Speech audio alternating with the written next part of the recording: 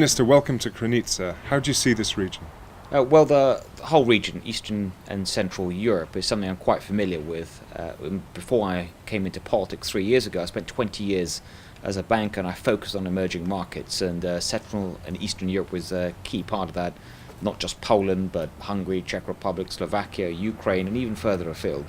And so I've always recognized the strong growth opportunities that there are in this region, not just in those early days when these countries were transforming themselves into vibrant market economies, but even today.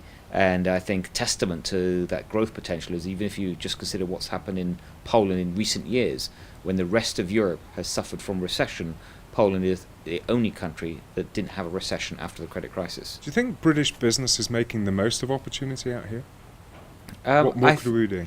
Well, clearly, driving around here, coming into town just today, you can see there's more British businesses here than there were just a few years ago, but not enough. If you consider the business that is done out here in Eastern Central Europe by other large European countries such as Germany or France, they do seem to have, in some cases, a stronger presence, and I think that Britain could certainly do more here to take advantage of the opportunities.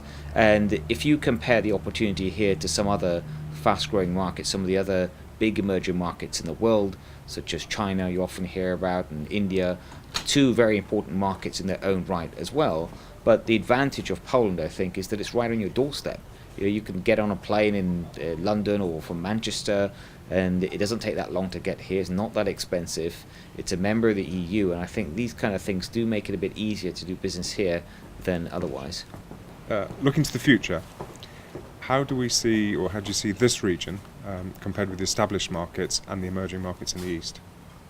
Well, I think that in terms of growth potential versus established markets, you're going to see a high level of growth in these countries as they continue their transformation of their economies. And they also require a lot more investment in many ways, and for example in infrastructure, in energy generation, and those themselves are opportunities not just for the larger companies from Britain, but also the companies that are smaller, the SME type companies that supply into the whole sort of supply chain. So I think it's definitely worth exploring the opportunities out here in the region, even if you're a small manufacturer, a small service company in Britain, because I think you might be surprised with what you find.